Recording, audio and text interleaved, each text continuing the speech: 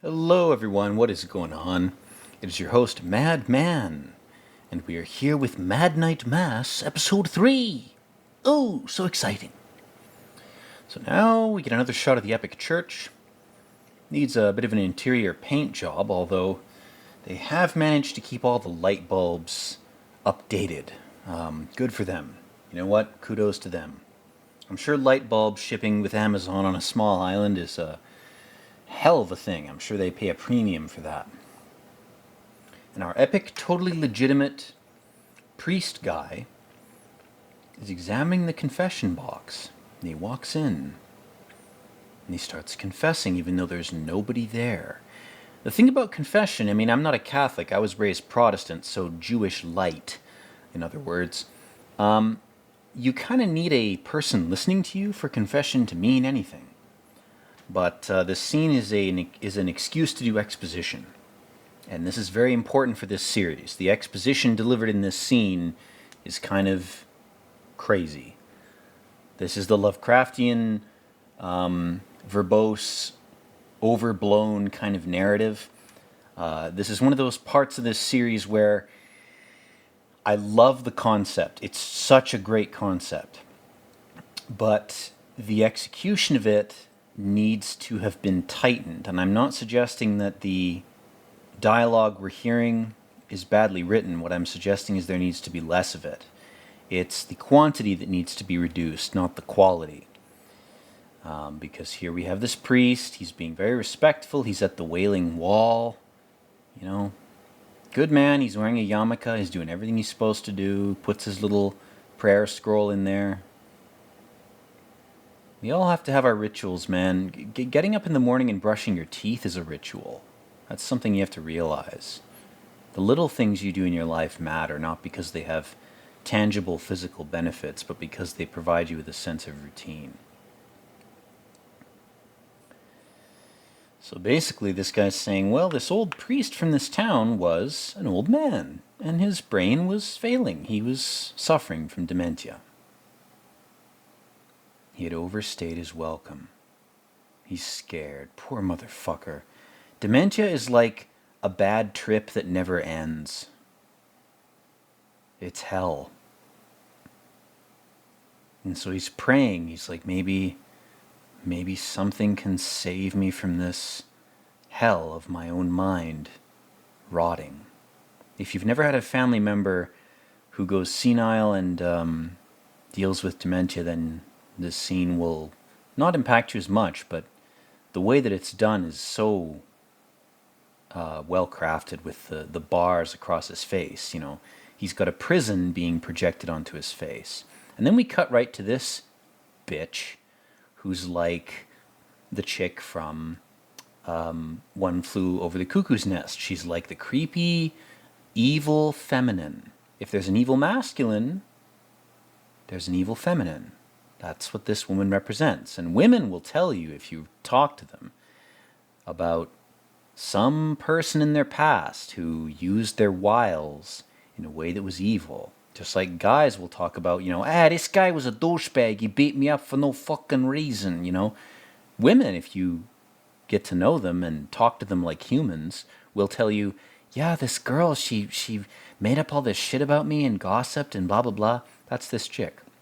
My point with that is just to illustrate that you have in this series various archetypes at play, like there are in every series. And this series plays with them in a really interesting way because the sort of dramatic, magical shit that gets revealed later is not as important as the characters are. The characters and their personalities, how they interact, where they betray what they seem to you, is what's important. Because even the evil characters have a little bit of empathy, and even the empathetic characters have a little bit of evil. That's what makes the series interesting, is the characters aren't one-dimensional cardboard cutouts. They're portrayed as being a lot more human than that, and that's what makes this series better than most things that I've seen over the past 10 years, watching TV shows because I have no life. But now this chick is realizing she's just seen a photo, an old photo. And then we cut from one miracle to another. But are they miracles? This chick has just walked after not being able to walk.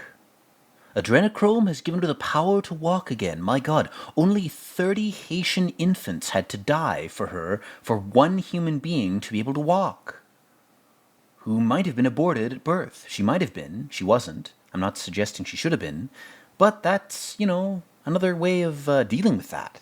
You could just abort the baby at birth. But you know what? They didn't. So adrenochrome was the alternative solution to that. Very scientific, very advanced. You know what? Very civilized. It's very civilized to sacrifice dozens of people to produce the materials or chemicals needed to save one person. If that person's a genius, that's one thing. If you're a utilitarianist, at least you can justify your philosophy by saying, well, we're trying to save Stephen Hawking here. South Park made this joke with Stephen Hawking eating fetuses. That was the joke. This series is trying to humanify and make that concept more realistic and less comedic. But despite that, it doesn't make sense to anybody with half a brain. You can have empathy and sympathy and also still acknowledge the utility and the reality of numbers and of human energy, and that one person past a certain point doesn't deserve that much energy being devoted to their continued existence. I mean, it's not inhuman or communistic or satanic to look at a person and go, if this person, like the Emperor from, Warhammer 40K, for example, needs 1,000 psychers sacrificed to keep them going, like, most people aren't that important.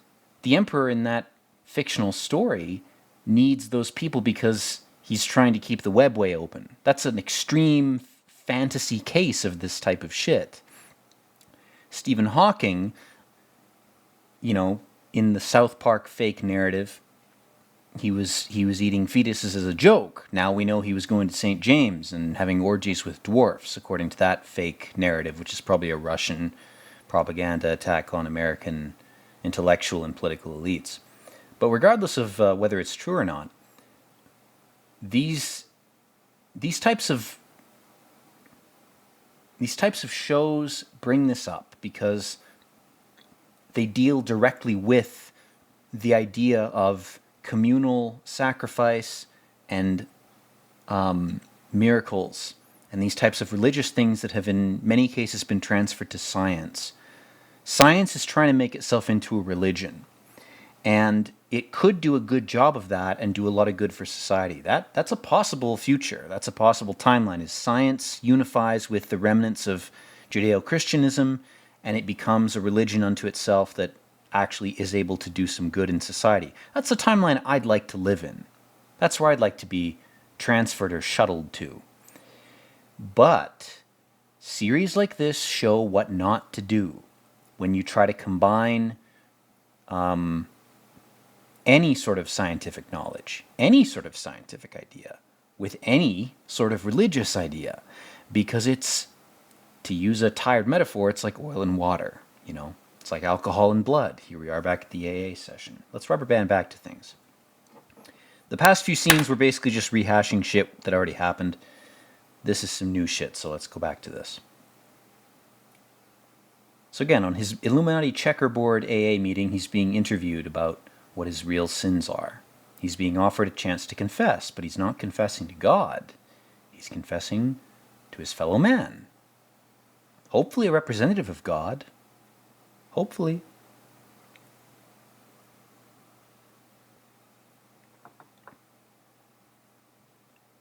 And this guy knows his scripture. He goes, don't let your left hand know, don't let your ass wiping hand know what your jacking off hand is doing. And never switch the two. That definitely won't give you Aleister Crowley arcane powers to jack off with your own shit. Don't do that. That's what he's saying.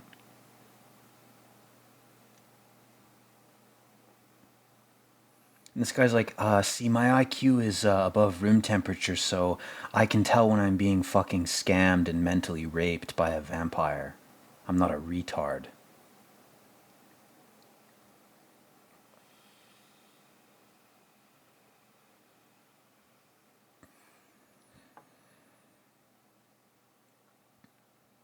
And that's the medical meme, as though she was slowly healing the whole time. You know, that's the most rational thing, you know, it's fair to believe that. Makes sense.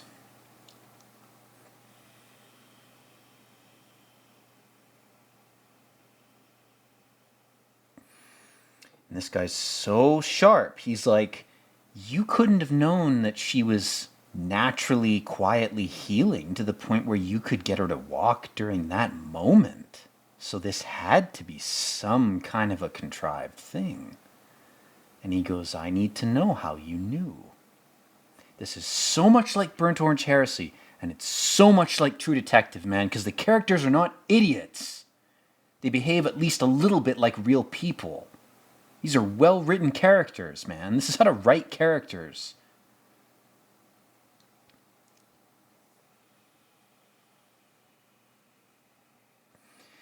And the creepy thing about our priest guy is I don't think he's lying to him. I think he's telling the truth. He says, I was given psychic abilities. I was able to influence her body, and I was able to respond to how it was, as it was in that moment. But did God give you those psychic powers, those abilities, or did something else give them to you? That's the real question. Then we cut right to an owl. God damn. At this point, if you don't know what the owl symbolizes, man, go watch, go back and watch David Lynch. The owl is, it's dangerous wisdom. If you're a mouse, you'll get eaten. If you're anything else, you might be okay. You know, if you're Harry Potter, you can have a pet owl, you're fine. But if you're a mouse, you're fucked. You know, I'm not going to get into owl symbolism and Bohemian Grove and all that crap. That's for another movie, another video. Thankfully, the series doesn't go into that so much. But all these people, these Lovecraftian, you know, coastal hicks are all amazed. Like, my God, God made that black girl walk. That means I'm more. Give another extra $10 to the church every Sunday.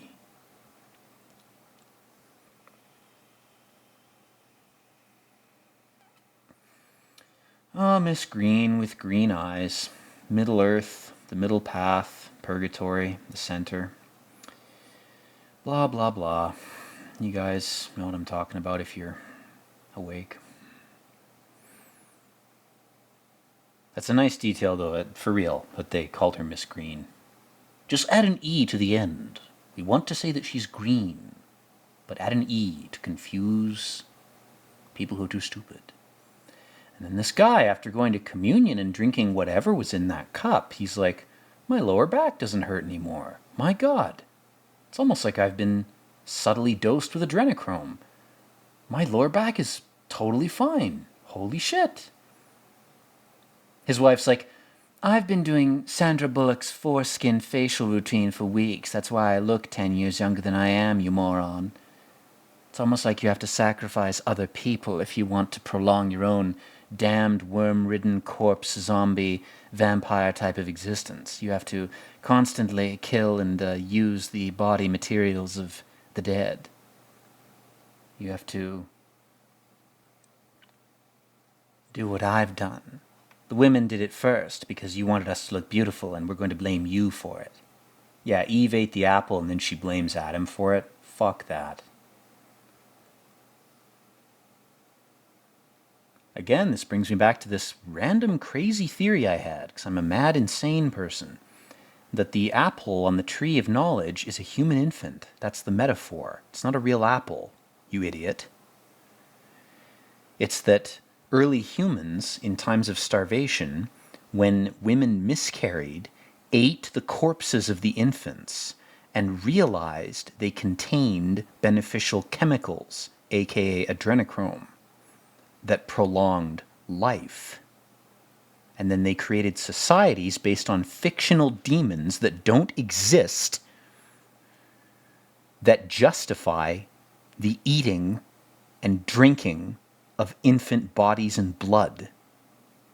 It's almost like that's the entire credo and progression of the West as a society has been based on eating infants. It's just this series prompting me to say this, guys. I didn't come up with this on my own. I didn't do certain things in my life that allowed me to see this knowledge. Also, he's got a poster for Seven on his wall. Seven is a great movie, man. To digress from my rant, we got to watch Seven. Seven is very good. Kevin Spacey's in top form in Seven. Fuck House of Cards. You got to watch Seven. Seven is very good. That's the real shit. It's like a 10 out of 10 noir revival movie in the 90s, and specifically in the early 90s, there was like this noir revival thing that happened, and I love it. You get movies like Angel Heart, which is another great movie, and you get movies like Seven. Very, very good.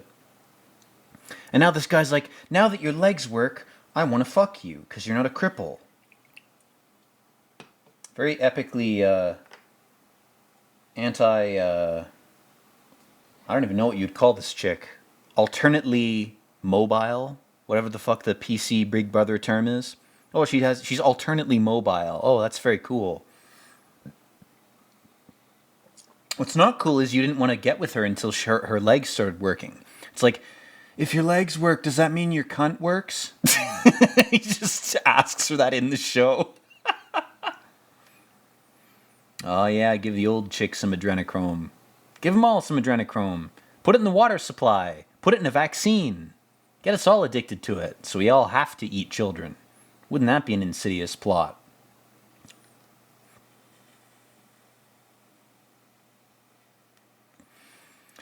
Meanwhile, this chick is stockpiling rat poison for some reason. It's almost like she's a evil femoid. And this guy's writing out his list of people to apologize to.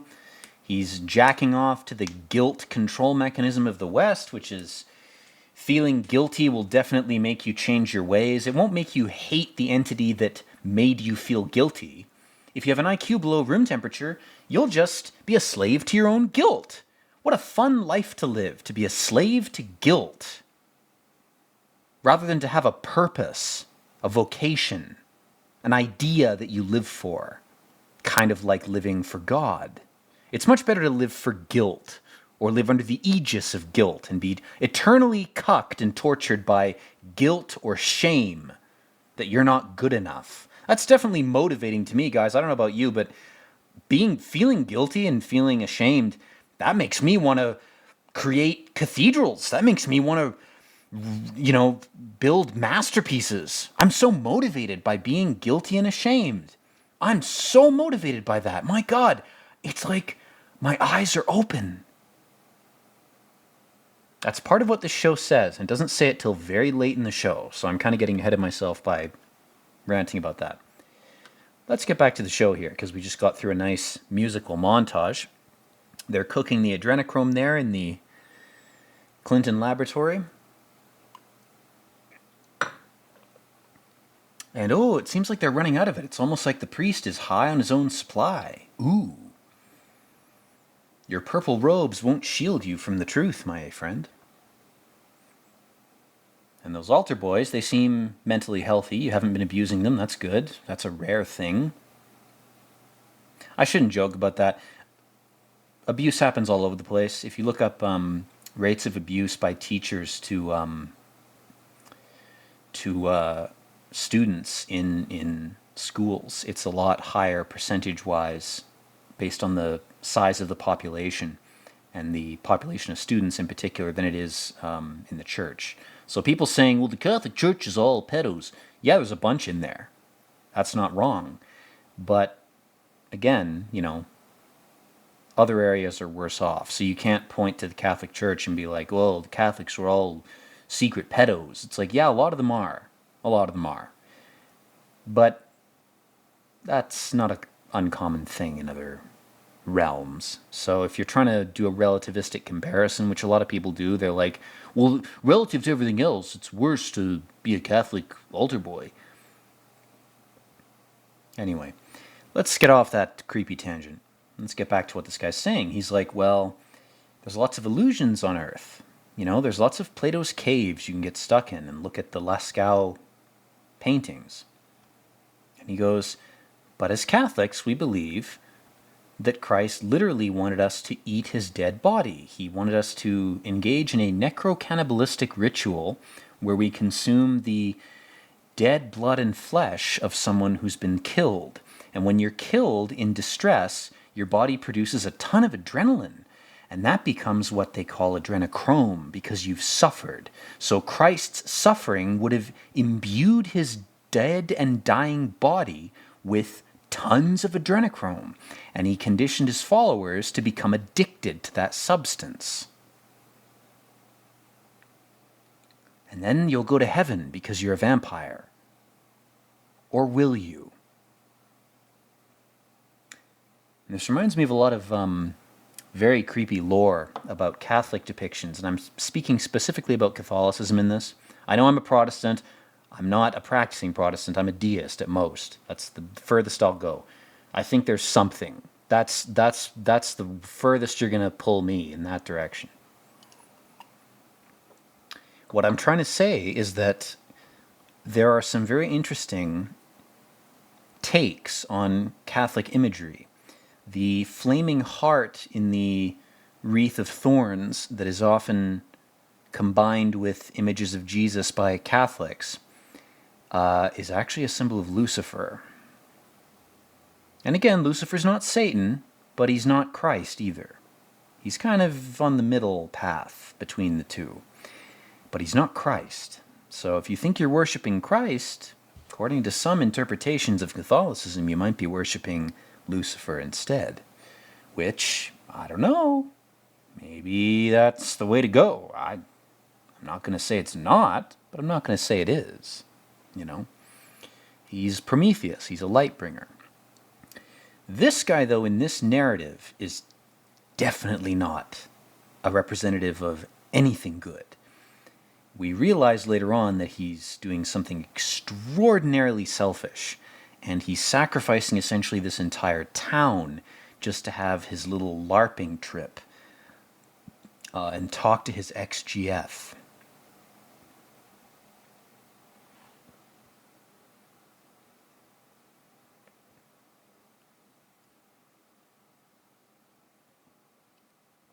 He seems kind of desperate. It's like when Marty talks to Rust in True Detective and he says, when you talk about this type of shit, you seem panicked.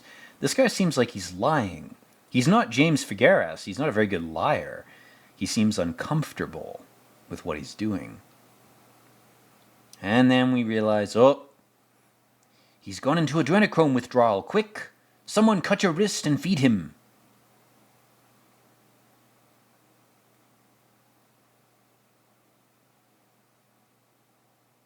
Now we cut back to his little confession, a confession to no one. There's no priest there. He's confessing to himself, which is pointless. Confessing to yourself will help you understand your sins, but it won't absolve you of them. Whatever religion you ascribe to, if you confess to no one, you're a pussy. You got to confess to a person. You got to share your sins with one other person, at least. This guy's unable to do it. For obvious reasons. I mean, his journey was pretty fucked up, I gotta say. And what I love about this whole show, as a show, is it recontextualizes the Abrahamic religious framework. Not just the Bible or the Torah or the whatever. It recontextualizes the whole idea of the religion as a Lovecraftian horror story. And it doesn't do so trivially. It takes its time and it works carefully. And it unearths all these symbolic and narrative elements of those religious texts as hypnosis methods for thralls. And it doesn't contradict them or exaggerate on them. It just shows you them under a different light. It's really good, man. I mean, the balls to do this in the first place.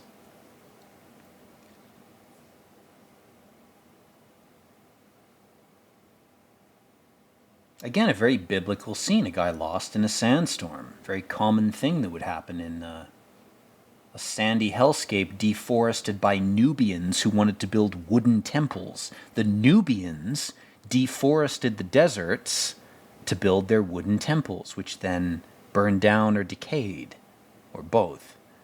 So the deserts are not the results of Whitey. I'll say that much.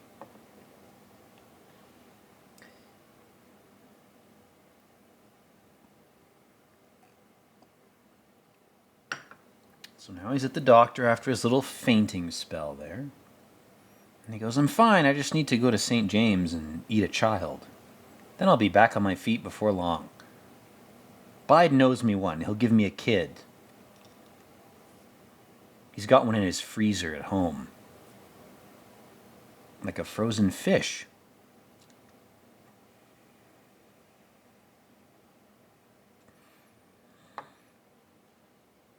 He's dehydrated.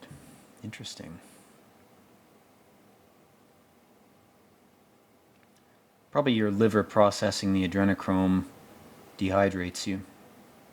You got to keep drinking liquids, red liquids to be specific.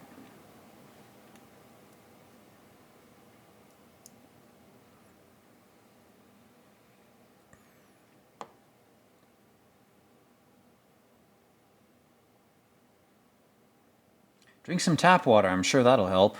I'm sure the xenoestrogens, benzenes, and microplastics will heal you right up. Seal all your wounds.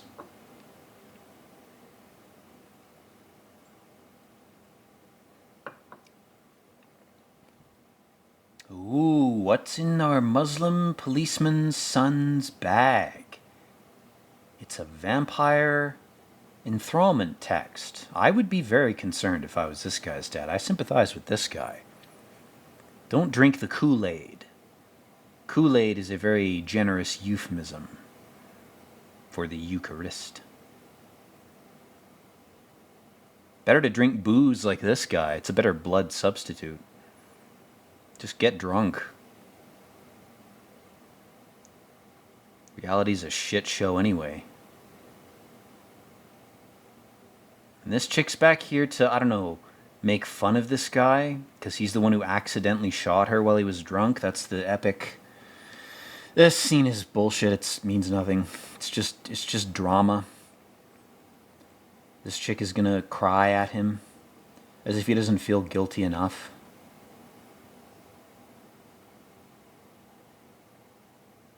It's like she's dabbing on him for nothing. His life is in the toilet. This guy is a depressed alcoholic, and you're gonna dab on him because you were in a wheelchair? It's not like he's a CEO of a company and he's done great after he shot you. That would make this scene mean something. This is where the writing really falls off, man. This is crap writing. This is bad writing. Bad writing. This chick is dabbing on him, and I'm just as sympathetic to him as I am to her. His life is shit. Her life, you could argue, is shit too. I don't think he deserved her coming here to epically guilt him, as if it's going to help him. He's going to kill himself after she comes here. What if this guy, you know what, if I was writing this way, I'd have this guy commit suicide right after she came and guilted him for being a drunk. What the fuck? What is the point of this? It's just a, I'm going to dab on you scene. I mean, good God. She's not trying to resolve things with him. She's trying to make him feel bad. That's the point of the scene. She wants him to feel bad. Why else would she have come here? If I had written this scene in a way that would have redeemed both characters, I would have had her come here, look him in the eye, and hug him and say, I forgive you. That makes her elevated above him. That makes her better than him. but it also redeems him. It redeems her character, makes her seem like a above normal person in terms of her empathy. It ingratiates her character, and it elevates him. Maybe he quits drinking. Maybe she goes, you harmed me and I recovered by the grace of God, or whatever. I want to use that miracle. That miracle has inspired me to forgive you like Christ would have forgiven you. Instead of coming and crying and shaming you. God, the West is so obsessed with shame. We're going to kill ourselves with shame. We are destroying ourselves because we're so fucking ashamed. Like, we've sinned more than anybody else. Are you fucking kidding me? Everybody sins. Everybody's flawed. Why the fuck does your shame matter more than somebody else's or some other culture's? Your ego is what's driving you to overvalue your own shame. Stop jacking off to shame. This scene is an example of how Western TV writers are so cooked that they can't write characters that have a redeeming arc. This black chick is a great character. She has an interesting backstory. Genuinely could have been good. This show dropped the ball so goddamn bad that it couldn't do a simple thing like have her show up at this drunkard's door and go, you're drunk, probably in part because you're guilty because you shot me by mistake. I'm going to forgive you for that and give you a hug and say, I don't want you to be a drunk. I don't want you to be destroyed by the same event that God has given me an out from. I'm going to be better. I'm going to try to be like Christ. I'm going to forgive you. She doesn't do that. Instead, she goes, why do you done gone and shot me, you damn bastard? I'm more powerful than you. You better lick my asshole and worship me, bitch. I mean, it's so bad, man. It's that bad. God, what a wasted opportunity. The reason I can't put this series in the same category in my head, I mean, look at the guy, he's weeping. He might as well have blown his brains out after this. That would have made the scene mean something, where maybe the black chick goes, oh, I shouldn't have gone so far with the guy. Maybe I was up my own ass, Again, she's a cripple, she's in a wheelchair. Not diminishing that. But if the story, the overarching narrative is trying to portray this character as a good character with a moral compass, imagine if she had transcended her own anger at her own crippler. Imagine if she'd gone above and beyond that and not been a petty cunt. Instead, the series goes, well, she chose to be a petty cunt. I mean, my God, this is writing 101. This is basic shit. I'm not a genius for pointing this out. It makes me feel sick that they didn't make these choices. It's why this series, as I was trying to say before, is nowhere near True Detective. It's nowhere near something like Eon Flux, those types of series, whatever the format is. This series is very flawed. It's why I hesitated to do a commentary on this. I think I tried to do one before during my weed days. My memory's kind of hazy from those days, understandably, but I think I tried to commentate on this series. Whatever I said back then is bullshit. I was high as fuck. What I'm trying to say during this commentary is I'm trying to give you a more measured, sane take of this series, because I still think it's relevant. I still think it's very good. Like Burnt Orange Heresy, it kind of snuck by. It's something that is perhaps a subtle disclosure effort, whatever the fuck it is. I don't know what it is. I just know it's interesting. But it has its flaws. And that scene with that chick, the reason I talked over it is because it makes me angry, because the concept of the scene is flawed. The character is done a disservice, because her potential as a character is so much greater. And they fucked it up. They flubbed it. They dropped the ball. No, anyway. Again, this scene is something I don't feel too guilty talking over. It's just a Muslim guy saying, don't impose your Judeo-Christian religion onto my Muslim demonic script-based religion, which is dubious in and of itself. I mean, they're all They're all Abrahamic monotheisms. They're all the same. It's all the same vampire worship crap. Schools shouldn't have a religious affiliation if you're going to have a multicultural melting pot society where you import immigrants when your local birth rate declines enough that you need cheap workers. If that's the case, which is the case in the States and in Canada, then your schools necessarily have to be a-religious, let's say. If you live in a monoculture totalitarian society where everybody is forced to believe and act in the same exact ways, then you can have a school that tells you to worship Chairman Mao. Frankly, I'd rather have the a-religious school than the Chairman Mao or, Kim Jong-un poster on the wall indoctrination shit. Because really, those are your two choices at this point in history. Do you want the worship of the totalitarian dictator, or do you want nobody worshiping anything except in their own house, where they have an ANCAP libertarian ability to worship whatever they want?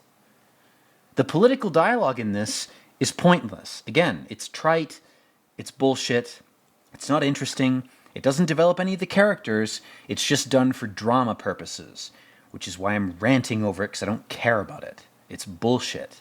It's a bunch of crap. Go back to the plot of the actual show. My God, I'm crying at this show. Go back to the plot. Stop kowtowing to political trends that will be out of favor and completely irrelevant 5 years after this series comes out. The series came out in 2021. At this point, these things are still relevant. Wait another 5 years. This scene will mean nothing. It will come across like a scene from a 90s movie where some white teacher is trying to elevate black students in, I don't know, some East Coast low-income school. Like, it's going to come across as that forced and that trite because it was so addicted to following trends that it couldn't do its own thing and say what it wanted to say. What True Detective says is something eternal.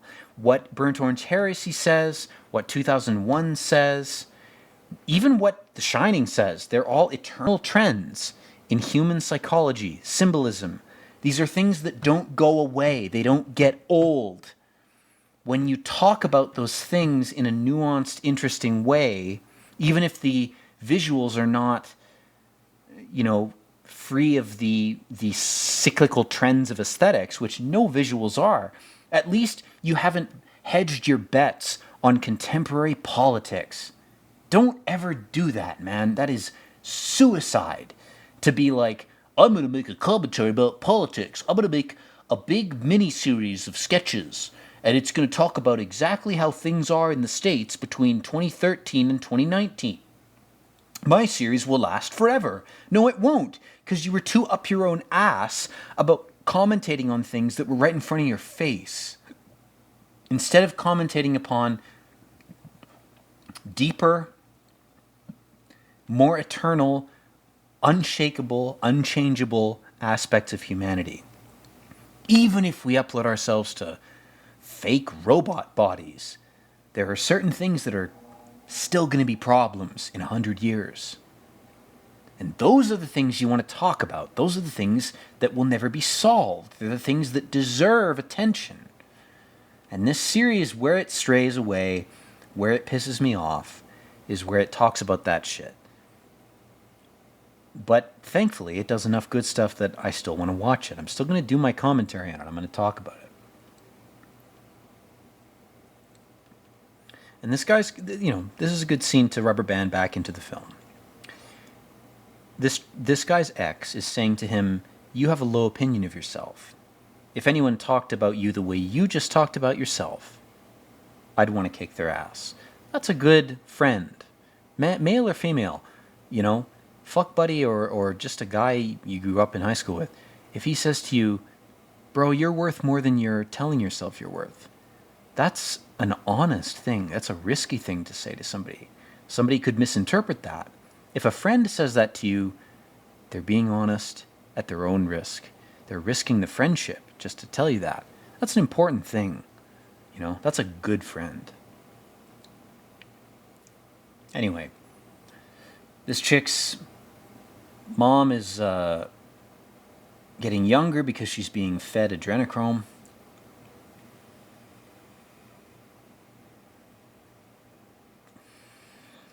Her pineal gland has been rapidly decalcified through a satanic means of doing that, which is not the only way to do that. There are plenty of other ways to do it. You can take 3,000 milligrams of vitamin C and smoke a little bit of weed and you'll have the same effect. You don't have to drink child's blood.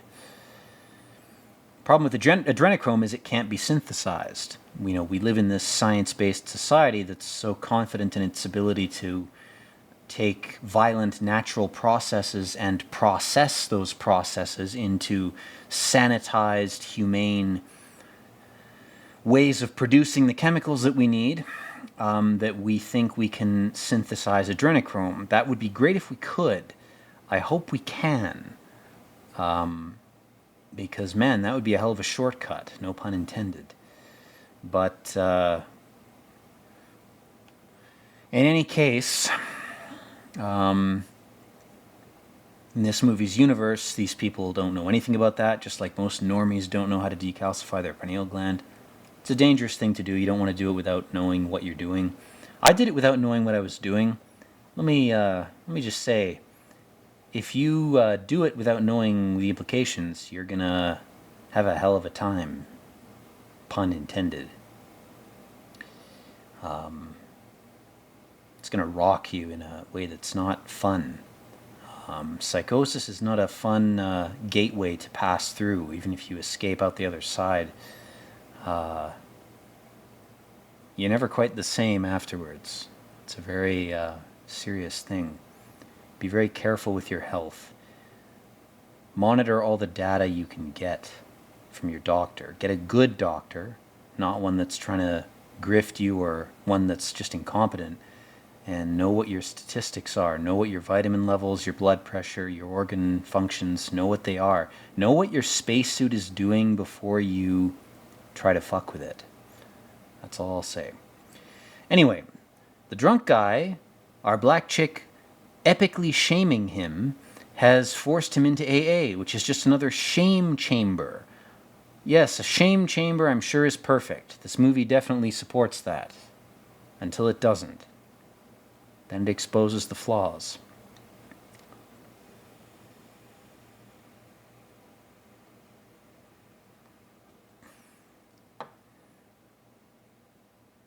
And again, he's sort of mutating to adapt to this guy's personality, this prison guy. He's like, oh, well, I can pretend that I'm a badass and use epic expletives to try to motivate you to change your behavior.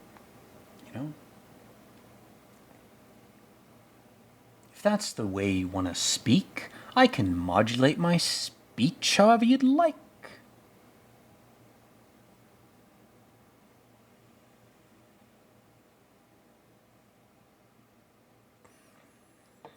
He's like, I gotta go kill a child and drink its blood, guys. See you next meeting. This is a meeting about addiction to alcohol. I'm just gonna go ahead and go serve my own addiction.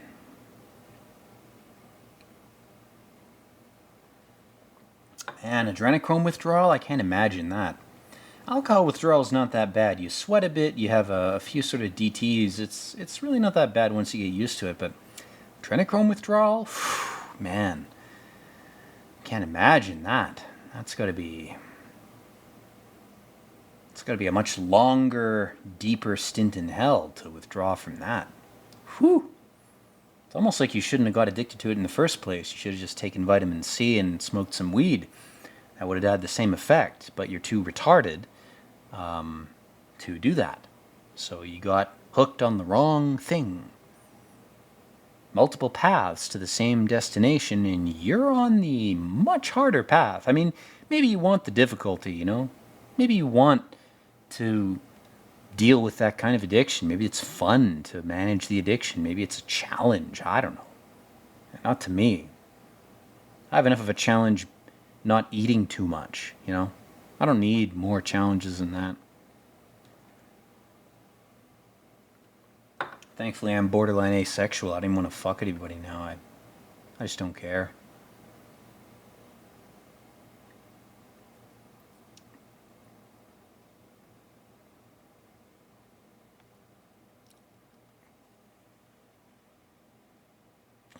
Never assume. He's right. That's some drunken wisdom there, man. You can take that to heart. Don't make assumptions about people. You don't know as much as you think you know about the average person.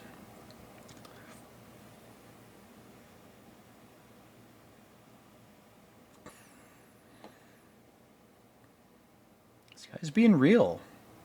Drunks will be real with you if you give them the chance. You know, let them rant about their personal shit, blah blah blah. It's kind of like me. Once they've ranted about their personal shit, they'll tell you some real shit. And he goes, "Why did you stay? You know what? Why'd you stick around here?" And he goes, "Leaving would have been a cop-out, you know? I have more to do here. I have more to say and more to be." And he goes, maybe it's hell and maybe I'm being punished, but maybe I need to be punished. Maybe that's okay. And this guy goes, "Hey, man.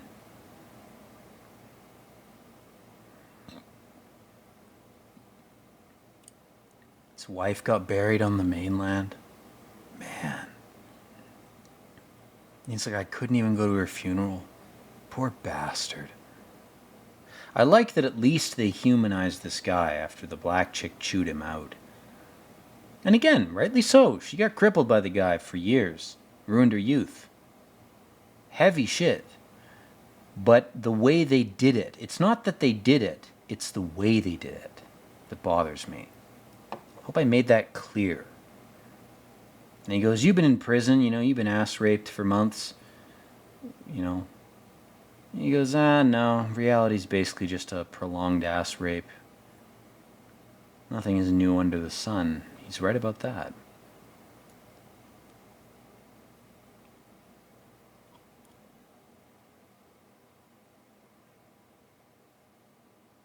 God, it fucking depresses me what happens to this guy later on. Turns out it doesn't matter. It doesn't matter how hard you work. Reality's a dark temple for vampires, and you either oppose them fruitlessly or you serve them fruitlessly. Even if you're these two guys praying to Allah. Allah was just another vampire, guys. Hate to break it to you, but you've been duped. Praying to one vampire versus another is equally pointless. You gotta burn them. You gotta get a flamethrower from Fallout 4. You gotta get a flamer. Go to Saugus Ironworks and farm the NPCs there for flamer fuel. Then burn everybody. Just burn them all. Fire is a very effective tool against vampires. They emerged from it.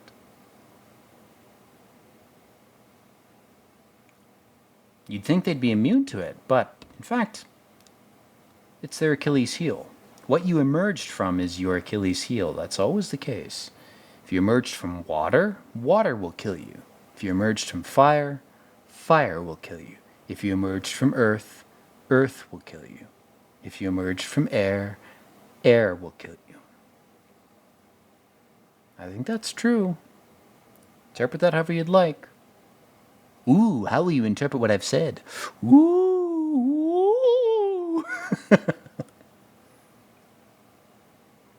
This guy's like, "Don't be a disciple of this one Abrahamic monotheism. Be a disciple of the other Abrahamic monotheism. My God, they're so different. Oh my God, I'm so shocked that you've changed sides." He hasn't changed sides. He's part of the same grift, you retard. Jesus. Again,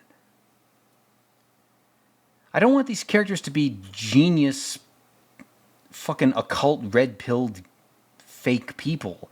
But the way that they behave is not... Could have been done so much better, man.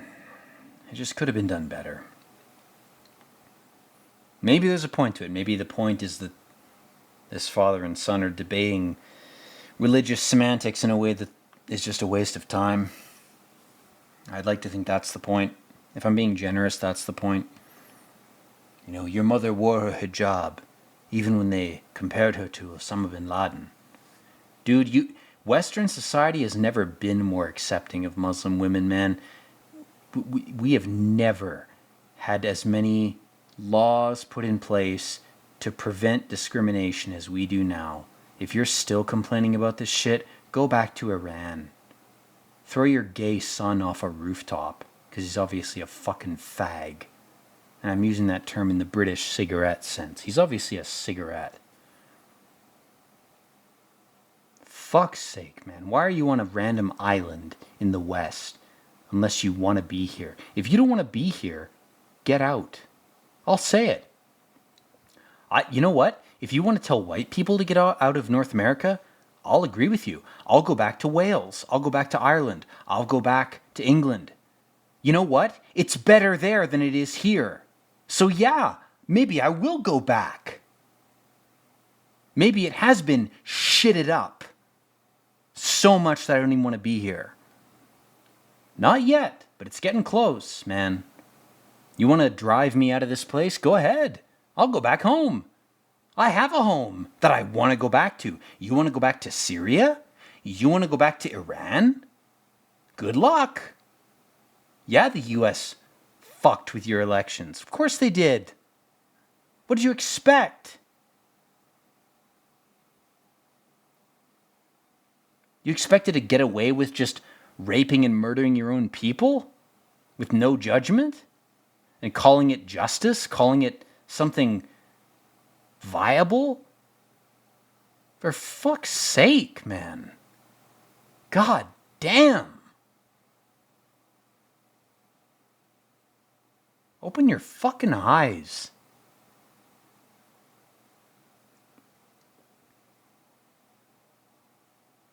Anyway, our cunt chick here is like, well, let's have a nice potluck for the plebs to continue to keep them hypnotized by our adrenochrome-based society.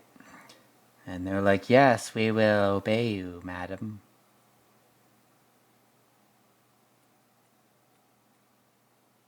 Whoa! God, just give him some adrenochrome. Holy shit. Don't you have a Haitian infant in the freezer that you can bleed? My God.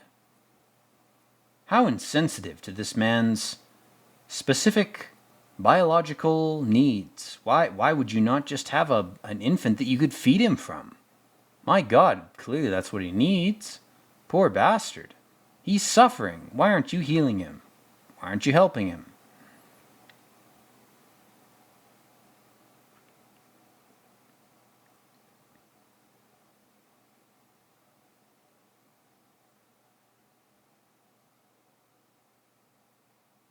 And this is an interesting scene because it could be that he's intentionally come here when he's going through withdrawal to make them think he's dead. This could be part of his James Figueras liar, L-Y-R-E, type of grift, is they need to see that I've died and then come back. And he's so confident in his little adrenochrome grift that he can trick them. And then we finally cut back to the infection point. This is where the worm got into his blood. The ancient alien being that wormed literally its way into a humanoid shape and then convinced everybody that it was one of them. Very easy to do with cave dwellers or early desert dwellers. Very easy to deceive them into thinking, well, this is just another person.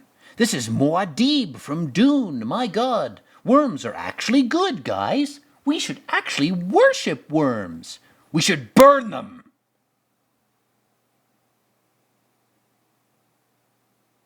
Every single one, to the last. Fire. Death. To every worm. Death to the planet infected by the worms. Exterminatus. Because this is the alternative. The alternative is you have idiots like this guy who are possessed by this clearly demonic, evil, parasitic thing. And part of the parasitic infection is your brain, your ape mind, is raped into thinking that the infection is legitimate, into thinking that language or any variety of parasite, name it, scientifically or religiously, I don't give a shit what name you call it. You can call it demon anything. It's still a demon. There's all sorts of linguistic justifications for infection. And infection is still infection. And a world infected is still a world that deserves to burn. Fundamentally, absolutely, eternally, that is the judgment, and it will happen.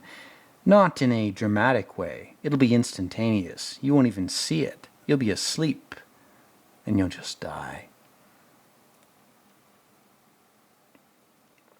This fucker was demonically possessed, and the demon made a halo around its head.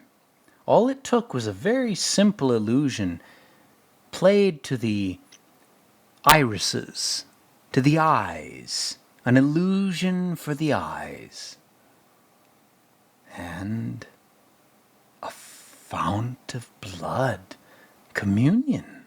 My God, what a beautiful ritual.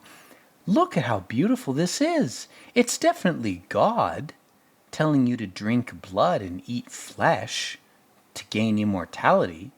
That really sounds like a divine thing. If the demiurge is God, then hell, maybe it's him. If so, fuck him. But, I don't know, guys. This seems a little bit fucked up to me. I don't know. I'm having some doubts about the Judeo-Christian faith. I'm thinking it might be based on demonic hypnosis, vampiric hypnosis. Might be that it's really fucking obvious. And waking up, getting woke, and terms like disclosure are probably words designed to get you the fuck out of this type of caveman, magician, hypnosis type of shit. Because it's not going to last. There's not going to be an eternal night where we all need to be vampires. That's not going to happen. The meteors aren't going to hit us. So if you think you have to become some creep as a result of this shit, you're just going to be killed. Thinks he was an angel of the Lord. Yeah, because he hypnotized you. He infected your blood. Dumbass.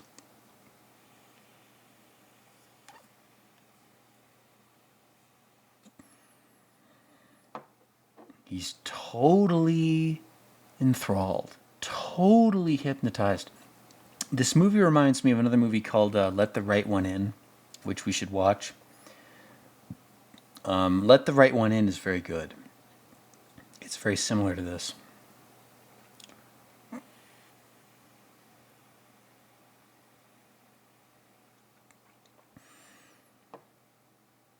It's a better anti-vampire movie than Blade is, because it's more realistic, it's more grounded.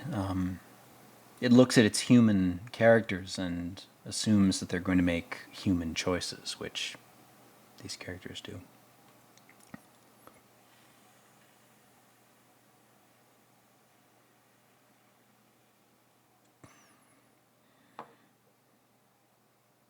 Oh yeah, forgive me for the lies. He doesn't forgive you. A small lie is still a lie. You haven't redefined it. God defined it in the first place, you moron.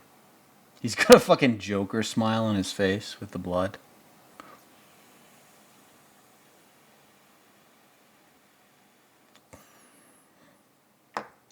Now his adrenochrome backup routine initiates and he resurrects. He enthralls all these people through the spectacle of his resurrection.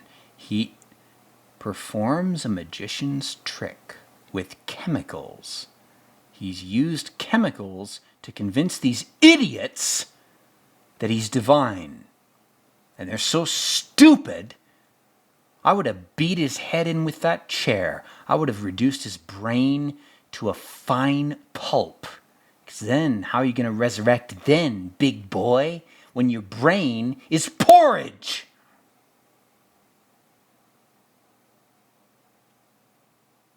And of course, we zoom in on this photo. It's a very dramatic ending to this episode. Better to just beat the guy's head until he's porridge. Oh, it's almost like he's a younger version of the old priest, like he just admitted to us. Very epic. Ah, yes, zoom in again. Oh, right to the grain. Ooh, it's much more effective when you zoom into the grain. For real, though, thank you to Mike Flanagan for this. This is a very good series. I don't want to characterize it as anti-Catholic or anti-Judeo-Christian. What it is anti-grifter, it's anti-scammer, it's anti-magician, it's anti the type of guy who has a $200 million venue in the States where he hypnotizes thralls. What this is really trying to say to you is that the Judeo-Christian religion is very open to vampiric influence, and if you want it to be more than that, you have to kill those people in Minecraft. You have to virtually kill them. You have to challenge them to a Minecraft battle, and Minecraft killed them in Minecraft. If you do that, maybe you can save your religion, but at this point your religion is heavily infected. The people you are worshipping are worms. That's what this show is trying to scream at you. It's screaming at you so loud. If you don't hear the screaming, man, you're deaf. Anyway, guys, enough about my crap. I do hope you're doing well personally in your life. I hope you're staying happy and healthy. Drink filtered water. Take vitamin D. Hug a loved one. Go to Thanksgiving even if you feel ashamed. If you've been raped by the virus of shame, don't let it distance you from your family. They don't care what you've done. They love you. Love them in turn.